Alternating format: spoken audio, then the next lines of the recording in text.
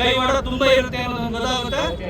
ಮುಂದಕ್ಕೆ ಅದರ ಪರಿಣಾಮ ಅವ್ರು ಅನುಭವಿಸುತ್ತೆ. ಪ್ರೀತಿ ಬತ್ತು ಅಂತಂದ್ರೆ ಸಕ್ಕರೆ ಕೊಡ್ತೀವಿ, ಕೈ ಬತ್ತು ಅಂತ ಅಂತಂದ್ರೆ ಕಬ್ನೇಟೆ ಹೊಡಿತೀವಿ.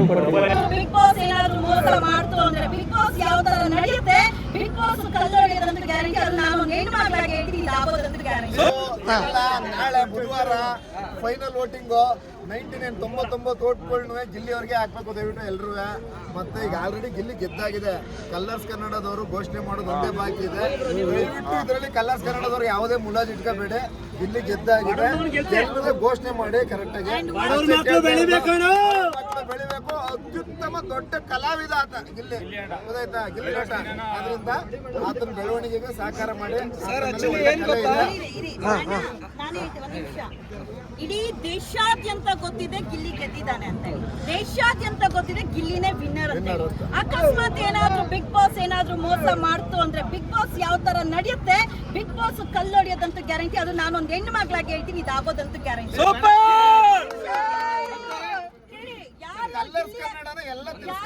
ಗಿಲ್ಲಿ ಅಭಿಮಾನಿಗಳಿದಾರ, ಬರ್ತಾರ ಬರಲ್ವಾ? ನಾನು ಒಬ್ಬರೇ ಆಚರಿಸಿದ ಅದೇನ್ ಬಿಗ್ ಬಾಸ್ ನಡೆಸ್ತಾರ. ನೆಕ್ಸ್ಟ್ ಗಿಲ್ಲಿ ಏನಾದ್ರೂ ವಿನ್ ಆಗಿಲ್ಲ ಅಂದ್ರೆ ಕೊಡೋ ದುಡ್ಡಿಗೆ, ಯಾರ್ದೋ ಇನ್ಫ್ಲೂಯೆನ್ಸ್ಗೆ ಮತ್ತೊಂದೊಬ್ಬ ಬಡ ಯುವಕನ್ನ, ಮಂಡ್ಯದ ಯುವಕನ್ನ, ರೈತರ ಮಗನ್ನ ಸೋಲಿಸ್ಬೇಕನ್ನೋದು ಏನಾದ್ರೂ ಭ್ರಮೆಲಿದ್ರೆ ಬಿಗ್ ಬಾಸ್ ನಡೆಯೋ ಚಾನ್ಸೇ ಇಲ್ಲ ಮುಂದಕ್ಕೆ.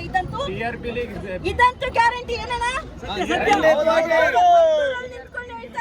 ಮದ್ದೂರಲ್ಲಿ ನಿಂತ್ಕೊಂಡು ಹೇಳ್ತಾ ಇದೀನಿ, ಮದ್ದೂರು ಯುವಕ ಗೆದ್ದಿಲ್ಲ ಅಂದ್ರೆ ಬಿಗ್ ಬಾಸ್ ಕಲ್ಲೆಟ್ಟು ಖಚಿತ.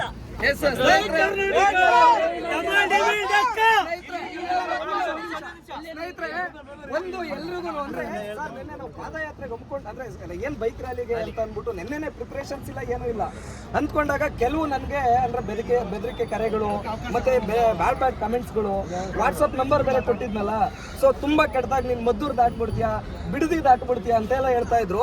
ಆ ಬಿಡದಿ ದಾಟ್ತೀಯಾ ನೋಡ್ಕೋಬಹುದು, ಬಿಡದಿ ದಾಟ್ತೀಯಾ, ಕೆಂಗೇರಿ ದಾಟ್ತೀಯಾ, ನೀನು ನೋಡ್ತೀಯಾ.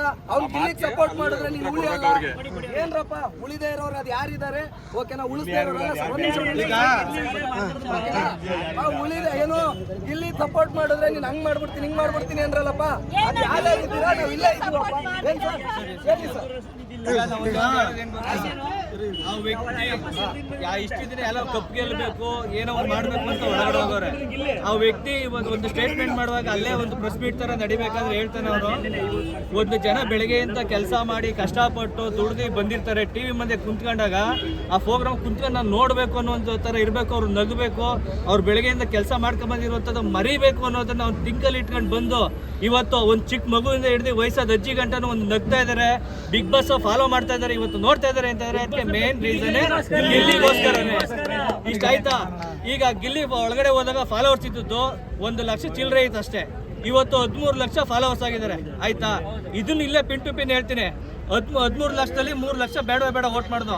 10 ಲಕ್ಷ ಜನ ಮಾಡ್ತೀನಿ ಅಂತ 9 ಲಕ್ಷ 90 ಇದಾಗುತ್ತೆ. 9,90,99 ಲಕ್ಷ ಓಟ್ ಬಿಡಬೇಕು. ಇದ್ರಲ್ಲಿ ಏನಾರು ನಡೀತು ಅಂದ್ರೆ, ಯಾಕೆಂದ್ರೆ ಇಷ್ಟು ಆಕ್ಟಿವ್ ಇದ್ದಾರೆ ಅಂತ ಅಂದ್ರೆ 13 ಲಕ್ಷದ ಗಂಟೆ ಫಾಲೋವರ್ ಆಗೈತೆ ಅಂದ್ರೆ ಎಲ್ಲ ಈಗ ಸೋಷಿಯಲ್ ಮೀಡಿಯಾದಲ್ಲಿ ಆಕ್ಟಿವ್ ಇರುವಂಥವ್ರೆ ಮಾಡಿರೋಂಥದ್ದು, ಎಲ್ಲ ಫಾಲೋ ಮಾಡಿ ಎಲ್ಲ ಮಾಡಿರೋದು. ಇದರಿಂದ ಆಮೇಲೆ ಅದರಲ್ಲಿ ಫಾಲೋ ಮಾಡದೇ ಇದ್ದವರು ತುಂಬಾ ಜನ ವೋಟ್ ಮಾಡ್ತಾ ಇದ್ದಾರೆ. ಇದಕ್ಕೂ ಮೀಗಿಲಾಗ ಅಂತ ಓಟ್ಗಳು ಅವ್ರು ಬಂದೇ ಬರ್ತವೆ. ಇದ್ರಲ್ಲಿ ಏನಾದ್ರು ಗಿಲ್ಲಿ ಏನಾದ್ರು ಗೆಲ್ಲಿಲ್ಲ ಅಂತ ಅಂದ್ರೆ ಇದರಲ್ಲಿ ಬಿಗ್ ಬಾಸ್ ಕಲರ್ಸ್ ಕನ್ನಡ ಅವ್ರದ್ದು ಕೈವಾಡ ತುಂಬಾ ಇರುತ್ತೆ ಅನ್ನೋದೊಂದು ಗೊತ್ತಾಗುತ್ತೆ. ಮುಂದಕ್ಕೆ ಅದ್ರ ಪರಿಣಾಮನ ಅವ್ರು ಅನುಭವಿಸುತ್ತೆ. ಕಲರ್ಸ್ ಕನ್ನಡನ ಅವತ್ತಿಂದಾನೆ ಅನ್ಫಾಲೋ ಮಾಡಕ್ಕೆ ಅಭಿಯಾನ ಸ್ಟಾರ್ಟ್ ಮಾಡ್ತೀವಿ. ಕಲರ್ಸ್ ಕನ್ನಡ ಬ್ಯಾನ್ ಮಾಡ್ಬೇಕು. ಅವಾಗ ದುಡ್ಡು ಬೇಡ, ನಿಮ್ ನಿಯತ್ತು ಗಿಲ್ಲಿ ಗೆಲ್ಸೋದು ಗೊತ್ತು ಅಷ್ಟೇ.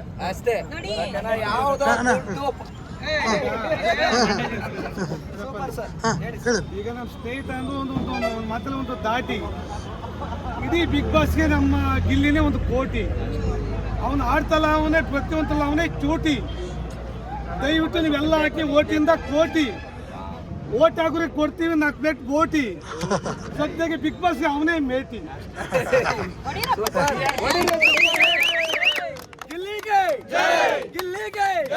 ನಿಮ್ಮೂರಿನ ಹುಡುಗ ಬಿಗ್ ಬಾಸ್ ಅಲ್ಲಿ ಹೋಗಿದ್ದಾನೆ, 100 ದಿನಾನೂ ಕಳೀತು. ಇಲ್ಲಿ ಗೆಲ್ಲೋದೊಂದೇ ಬಾಕಿ, ಹೇಗೆ ಅನಿಸ್ತಾ ಇದೆ? ಗೆಲ್ಲೋದೊಂದೇ ಬಾಕಿ ಎಲ್ಲ ಗೆದ್ದಾಗಿದೆ. ಇನ್ನು ಅನೌನ್ಸ್ಮೆಂಟ್ ಒಂದೇ ಇದು. ಅದರಲ್ಲೇನಾದ್ರು ಕೈವಾಡ ನಡೀತು ಅಂತ ಅಂದರೆ ಜನ ಬಿಗ್ ಬಾಸ್ನ ತಿರಸ್ಕರಿಸ್ತಾರೆ, ಕಲರ್ಸ್ ಕನ್ನಡನ ತಿರಸ್ಕರಿಸ್ತಾರೆ ಅನ್ನೋದು ಫಿಕ್ಸ್ ಆಗಿದೆ. ಏಕೆ ಅಂತ ಅಂದರೆ ಈಗ ಅವ್ನಿಗೆ ಫಾಲೋವರ್ ಆಗಿರೋದು ನೋಡಿದ್ರೆ ನಿಮಗೆ ಗೊತ್ತಾಗುತ್ತೆ. 13 ಜನ ಇದು 1 ಲಕ್ಷ ಫಾಲೋವರ್ಸ್ ಇದ್ದಂಥ ಇದ್ರವರು ಈಗ 13 ಲಕ್ಷ ಫಾಲೋವರ್ಸ್ ಆಗಿದ್ದಾರೆ. ಅದರಲ್ಲಿ 3 ಲಕ್ಷ ಫಾಲೋವರ್ಸ್ ಹೋದ್ರೂ 10 ಲಕ್ಷ ಫಾಲೋವರ್ಸು ಆಲ್ರೆಡಿ ಈಗ ರನ್ನಿಂಗ್ ಇರುವಂಥವ್ರೆ ಫಾಲೋವರ್ ಮಾಡಿರೋದು. ಅದರಲ್ಲಿ ವೋಟಿಂಗ್ ಪ್ರಕಾರ ಹೋಯ್ತು ಅಂದರೆ 9,90,00,000 ವೋಟಿಂಗ್ಸ್ ಅದರಲ್ಲೇ ಬರುತ್ತೆ. ಇನ್ನು ಎಲ್ಲ ಅದನ್ನು ಬಿಟ್ಟು ಫಾಲೋವರ್ಸ್ ಅಲ್ಲದೆ ಇರೋರು ಇನ್ನೂ ಎಲ್ಲರೂ ಜೊತೆಲಿ ಇದ್ದವ್ರದ್ದು ಅವ್ರವ್ರದ್ದೆಲ್ಲ ವೋಟ್ ಹಾಕ್ತಾ ಕುಂತಿದ್ದಾರೆ. ಆ ಇದರಲ್ಲಿ ಯಾವುದೇ ಕಾರಣಕ್ಕೂ ಗೆಲ್ಲಿಲ್ಲ ಅಂತ ಅಂದರೆ ಅದು ಕಲರ್ಸ್ ಕನ್ನಡ ಬೈಟಾಕ್ ಮಾಡೋದಂತೂ ಸತ್ಯ, ಗಿಲ್ಲಿ ಗೆಲ್ಲೋದಂತೂ 100% ಸತ್ಯ. ಗಿಲ್ಲಿ ಗೆಲ್ಲಲ್ಲರೂ ಅನುಮಾನ ಯಾಕೆ ಬರ್ತಾ ಇದೆ ನಿಮ್ಗೆ? ಅನುಮಾನ ಯಾಕೆ ಬರ್ತಾ ಇದೆ ಅಂದರೆ ಮೊನ್ನೆ ನಡೆದಂಥ ಸ್ಯಾಟರ್ಡೇ ಎಪಿಸೋಡಲ್ಲಿ ತುಂಬಾ ಗೊತ್ತಾಗುತ್ತೆ. ಧ್ರುವಂತವರು ಅಲ್ಲಿ ನಡ್ಕೊಳ್ತಿದ್ದಂಥ ಹೆಣ್ಮಕ್ಳುಗಳಿಗೆ ಆ ರೀತಿಗಳನ್ನ ನೋಡಿದ್ರೆ ಎಲ್ಲರಿಗೂ ಗೊತ್ತಾಗುತ್ತೆ. ಆವತ್ತಂತ ಕೊಟ್ಟಂಥ ವಾರದ ಚಪ್ಪಾಳೆ ಇರ್ಬೋದು, ಸೀಸನ್ ಚಪ್ಪಾಳೆ ನೋಡಿದ್ರೆ ನಿಜವಾಗ್ಲೂ ಮನಸ್ಸಿಗೆ ತುಂಬ ಬೇಜಾರಾಯಿತು. ನಾವೊಬ್ಬರು ಸುದೀಪ್ ಸರ್ ಫ್ಯಾನ್ ಆಗಿ ಸುದೀಪ್ ಸರ್ ಇಷ್ಟು ವರ್ಷ 12 ವರ್ಷ ನಡ್ಸ್ಕೊಬಂದಂಥ ಬಿಗ್ ಬಾಸಲ್ಲಿ ಈ ಥರ ಒಂದು ಕಳಪೆ ಚಪ್ಪಾಳೆ ಕೊಟ್ಟರಲ್ಲ ಅನ್ನೋದು ಇವತ್ತಿಗೂ ಮನಸ್ಸಿಗೆ ತುಂಬ ನೋವಾಗ್ತಾ ಇದೆ. ಆ ಶೋನ ನೋಡೋಕ್ಕೆ ಇಷ್ಟ ಆಗಲಿಲ್ಲ, ಅಷ್ಟು ತುಂಬ ಬೇಜಾರಾಯಿತು ಈ ವಾರದ ಇದು ಎಪಿಸೋಡ್ ನೋಡಿದ್ದು. ಆದ್ದರಿಂದ ಹೇಳ್ತಾ ಇರೋದು ಇದನ್ನ ನೋಡ್ತಾ ಇದ್ರೆ ಅವರು ಈಗ ಸೀಸನ್ ಚಪ್ಪಾಳೆ ಮತ್ತು ವಾರದ ಚಪ್ಪಾಳೆ ಕೊಟ್ಟದ್ದು ನೋಡ್ತಾ ಇದ್ರೆ ಒಂದು ಸ್ವಲ್ಪ ಟರ್ನ್ ಮಾಡ್ತಾ ಇದ್ದಾರೆ ಅಂತ ಅನ್ನೋದು ಈಗ ಎಲ್ಲರಿಗೂ ಡೌಟ್ ಬರೋಕ್ಕೆ ಕಾರಣ ಆಗಿದೆ. ಈಗ ಸೀಸನ್ ಚಪ್ಪಾಳೆ ಕೊಟ್ರೆ ಯಾರಿಗೆ ಕೊಡ್ಬೋದಿತ್ತು? ಆಲ್ಮೋಸ್ಟ್ ಗಿಲ್ಲಿಗೆ ಕೊಡಬೇಕು. ಅದಕ್ಕಿಂತ ಹೆಚ್ಚಾಗಿ ಏನು ಅಂತಂದ್ರೆ ಇವತ್ತು ಚಿಕ್ಕ ಮಕ್ಕಳಿಂದ ಹಿಡಿದು ಮುದುಕಿ ಗಂಟ ವಯಸ್ಸಾದವ್ರು ಯಾರ್ಯಾದ್ರು ಇವತ್ತು ಬಿಗ್ ಬಾಸ್ ನೋಡ್ತಾ ಇದ್ದಾರೆ ಅಂತ ಅಂದ್ರೆ ಅದು ಒಂದೊಂದು ಗಿಲ್ಲಿಗೋಸ್ಕರ. TRPನೇ ಇಲ್ಲದಂಥ ಒಂದು ಕಲರ್ಸ್ ಕನ್ನಡ 2ನೇ ಸ್ಥಾನ 3ನೇ ಸ್ಥಾನದಲ್ಲಿ ಇದ್ರು, ಬೇರೆ ಚಾನಲ್ ಒಂದು ಟಾಪಲ್ಲಿತ್ತು. ಇವತ್ತು ಕಲರ್ಸ್ ಕನ್ನಡ ಟಾಪ್ 1 ಬಂದಿದೆ ಅಂತ ಅಂದರೆ ಅದಕ್ಕೆ ಮೇನ್ ಎಂಟರ್ಟೈನ್ಮೆಂಟು ಪಾಲ್ ಟಾಪ್ ಕೊಡ್ತಾ ಇರೋದೇ ಗಿಲ್ಲಿ ಬಿಗ್ ಬಾಸಲ್ಲಿ. ಈಗ ಅಕಸ್ಮಾತ್ ಷಡ್ಯಂತ್ರಗಳು ನಡೀತಾ ಇದೆ ಅಂತ ನೀವು ಕೇಳ್ಪಟ್ಟಿದ್ದೀರಾ? ತುಂಬಾನೇ ಕೇಳಿದ್ದೀವಿ. ಆದರೆ ಗೆದ್ರೆ ಹೇಗಿರುತ್ತೆ ನಿಮ್ಮ ರಿಯಾಕ್ಷನ್? ನಮ್ಮ ರಿಯಾಕ್ಷನ್ ಏನು ಅಂತಂದರೆ ಅದೇ ಸ್ಟ್ರೈಕ್ ಮಾಡಬೇಕು. ತಿರ್ಗಿ ಏನಪ್ಪ ಅಂತಂದರೆ ಈ ಬಿಗ್ ಬಾಸ್ನ ನಡೀದಂಗೆ ಮಾಡಬೇಕು. ದುಡ್ಡಿಗಾಗಿ ಬೆಲೆ ಕೊಟ್ಟು ದುಡ್ಡುಗೋಸ್ಕರನೇ ಮಾಡ್ತಾರೆ ಇವರು ಬಿಗ್ ಬಾಸ್ ಅಂತಂದ್ರೆ ದಯವಿಟ್ಟು 12ನೇ ಸೀಸನ್ನೇ ನಿನ್ಸ್ಬಿಟ್ರೆ ಬೆಸ್ಟು. ಯಾಕೆಂದ್ರೆ ರೈತರ ಮಕ್ಕಳನ್ನ ಕರ್ಕೊಬಂದು ಅವ್ರನ್ನ ಕರ್ಕೊಬಂದು ಅವರಿಂದ TRP ತಗೊಂಡು ಅವರಿಂದ ಒಳ್ಳೆ ಎಂಟರ್ಟೈನ್ಮೆಂಟ್ ಎಲ್ಲ ಮಾಡಿಸ್ಬಿಟ್ಟು ಬೇರೆಯವ್ರನ್ನ ಗೆಲ್ಸೋದಾದ್ರೆ ನೀವು ದುಡ್ಡಿಗೆ ಫಿಕ್ಸ್ ಆಗಿರೋವ್ರನ್ನೇ ಕರ್ಕೊಂಡು ಶೋ ಮಾಡಿ. ಬಡವರು TRPಗೋಸ್ಕರ ಮಾತ್ರ ಸಾಕು, ಗೆಲ್ಸಕ್ ಬೇಡ ಅನ್ನೋದು ಈಗಿನ ಸಿಚುವೇಶನ್ ನೋಡಿದ್ರೆ ಅನ್ನಿಸ್ತಾ ಇದೆ.